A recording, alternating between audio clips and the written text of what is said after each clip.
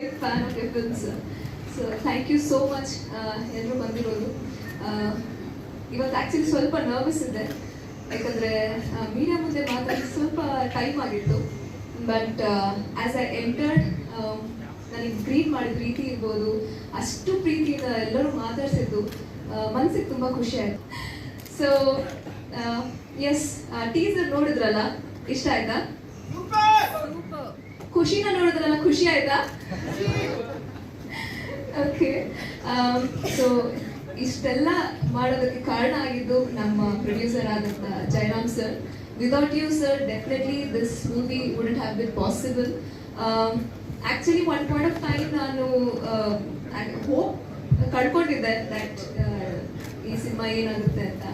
But ಆ ಟೈಮಲ್ಲಿ ನಮ್ಮೆಲ್ಲ ಕೈ ಹಿಡಿದು ನಮ್ಮ ಸಿನಿಮಾ ಸ್ಟಾರ್ಟ್ ಮಾಡಿದ್ದು ಇವತ್ತು ಇಲ್ಲಿವರೆಗೂ ತಂದಿದ್ದೀರಾ sir. All thanks to you.